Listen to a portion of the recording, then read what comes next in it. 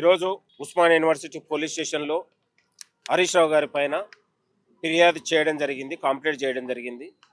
ఇవాళ శివమొగ్గ కర్ణాటక, తిరాజ్పల్లి, తిరుచిరాపల్లి, తమిళనాడు లాంటి ప్రాంతాలకు వెళ్ళి పదే క్షుద్ర పూజలకు, తాంత్రిక విద్యలకు పాల్పడి తెలంగాణ రాష్ట్రంలో వర్షాలు పడకుండా తెలంగాణ ప్రజలు కరువు కాటకాలతో అల్లాడిపోవాలని, తెలంగాణ ప్రజాపాలనకు, ముఖ్యమంత్రి రేవంత్ రెడ్డి గారి పాలనకు ప్రజలలో పూర్తిగా ఆదరణతోని, విశ్వాసంతోని, అభివృద్ధితోని, సంక్షేమ పథకాలతో ముందుకెళ్తున్నటువంటి సందర్భంలో ఓర్వలేక కడుపు కుట్రతోని ఇలాంటి నీచమైన చర్యలకు హరీష్ రావు పాల్పడడం అనేది మేము తీవ్రంగా ఖండిస్తూ ఉన్నాం. తెలంగాణ రాష్ట్ర ప్రజలకు హరీష్ రావు క్షమాపణ చెప్పాలని కూడా మేము కోరుతా ఉన్నాం.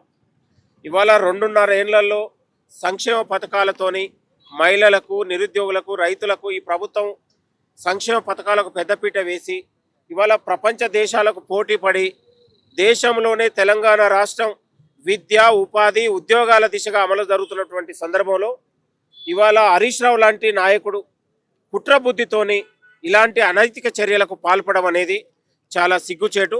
కాబట్టి పోలీసు వారిని కూడా మేము కోరుతా ఉన్నాం, దీనిపైన పూర్తి దర్యాప్తు జరగాలి, విచారణ జరిపి బిఎన్ఎస్ చట్టాల ప్రకారం అతన్ని అరెస్ట్ చేసి శిక్షించాలని కూడా మేము కోరుతా ఉన్నాం. హరీష్ రావుకు నిజంగా నిజాయితీ ఉంటే, చిత్తశుద్ధి ఉంటే తెలంగాణ ప్రజలకు ముక్కు నేలకు రాసి క్షమాపణ చెప్పాలని కూడా డిమాండ్ చేస్తా ఉన్నాం. కాబట్టి ముఖ్యమంత్రి గారిని కూడా కొన్ని మాటలు చేసినాడు కేటీఆర్. ఎలా అంటే ఇంటర్వ్యూకి ఏమైనా వెళ్ళాడా, చదువుకున్నాడా అని చెప్పేసి కూడా కొన్ని మాట్లాడడం కూడా జరిగింది కదా, ఎట్లా చూస్తారు? ఇప్పుడు తెలంగాణ రాష్ట్ర చరిత్ర గురించి తెలియదు, విద్యార్థుల గురించి తెలియదు. ఎక్కడో బాల్యం అంతా ఎక్కడో ఉన్నటువంటి గుంటూరు విజ్ఞానంలో చదువుకున్నాడు. దొంగచాటున ఉన్నటువంటి అత్యవసర మార్కులతోని దొంగచాటుగా అమెరికాకి వెళ్ళి అక్కడ ఏం చేసిండో ఎవరికి తెలియదు. కాబట్టి కేటీఆర్ లాంటి వాడు మాట్లాడితే తెలంగాణ ప్రజలు పట్టించుకోరు. కేటీఆర్ అవినీతి పైన వాళ్ళ కబంధ హస్తాల నుంచి ప్రజలను విముక్తి చేసి ఒక యోధుల్లాగా పోరాడి గెలిచినటువంటి నాయకుడు రేవంత్ రెడ్డి గారు. ఒక రైతు బిడ్డగా సామాన్య కుటుంబం నుంచి వచ్చి ఇవాళ రాష్ట్రానికి ఒక ముఖ్యమంత్రి అయ్యిండు. ఎలాంటి బ్యాక్గ్రౌండ్ లేకుండా ప్రజల అభిమానంతోని, పోరాటాలతోని కాబట్టి అయ్యాడు. అయ్యచాటున నువ్వు నాయకుడై తెలంగాణ పేరు చెప్పుకొని అయ్యచాటుగా నువ్వై ఇవాళ నీలాంటి ఏం క్రెడిబిలిటీ ఉంటుంది? నేననేది ఇవాళ నీ చరిత్ర తెలుసు, నీ రాజకీయ మరణ శాసనం కూడా రేవంత్ రెడ్డి గారే రాస్తారు.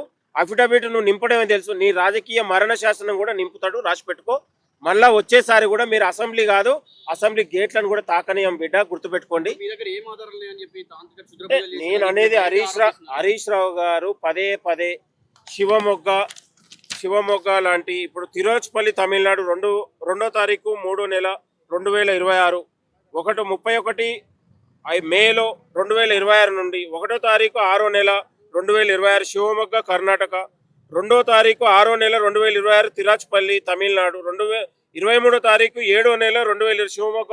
అంటే పదే ఆ ప్రాంతాలకు వెళ్ళి ఇవాళ తాంత్రిక విద్యలకు నిలయమైనటువంటి ప్రదేశాలకు వెళ్ళి, క్షుద్ర పూజలకు నిలయమైనటువంటి అఘోరాల దగ్గరికి వెళ్ళి పదే ఉన్నటువంటి ఇలాంటి నైతిక చర్యలకు పాల్పడడం అనేది మాకు పూర్తి ఉన్నటువంటి సమాచారంతోనే మేము మాట్లాడుతూ ఉన్నాం.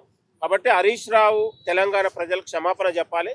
ఇవాళ ప్రజలు, రైతులు, నిరుద్యోగులు, మహిళలు ఇవాళ సంతోషంగా ఉండి తెలంగాణ రాష్ట్రం ప్రజాపాలన 3 పూలు 6 కాయలతోని ముందుకు సాగుతున్నటువంటి తరుణంలో ఓర్వలేకనే ఇలాంటి దుశ్చర్య చర్యలకు హరీష్ రావు పాల్పడడం అనేది మాకు ఉన్నటువంటి జరుగుతున్నాయి. కాబట్టి నేను అనేది ఇవి ఒక అఘోరాలు నివసించే ప్రాంతాలు. ఇవాళ రెగ్యులర్ గా అక్కడ ఉన్నటువంటి తాంత్రిక విద్యలు, క్షుద్ర పూజలు జరిగే ప్రాంతాలకు హరీష్ రావు వెళ్ళిండి అనేది మాకు పూర్తి సమాచారం ఆధారాలతోనే. నేను అనేది వ్యక్తి వెళ్ళి అక్కడ జరిగినటువంటి ప్రూఫ్స్, వీడియోలు ఇది కాదు. నేను అనేది పదే ఆ ప్రాంతాలకు వెళ్ళి అతను ఇలాంటి చర్యలకు పాల్పడడం అనేది మేము పూర్తి ఆధారాలతో ఆరోపణ కాదు, పదే ఆ ప్రాంతాలకు వెళ్ళాడు. మాకు ఒక పూర్తి సమాచారంతో మేము మాట్లాడుతూ ఉన్నాం. కాబట్టి దీనిపైన హరీష్ రావు తెలంగాణ ప్రజలకు క్షమాపణ చెప్పాలి. ఇవి మేము మాట్లాడినందుకే కదా నోటీసులు ఇచ్చేది. ఇవాళ తప్పును కప్పిపుచ్చుకొని నోటీసుల రూపంలో ఇచ్చి సానుభూతి రాజకీయాలకు హరీష్ రావు పాల్పడుతున్నావు. కానీ అసలైన నిజాలను పోలీసు వారు కూడా బయటికి తీయాలి, దర్యాప్తు జరగాలని కూడా కోరుతున్నాం.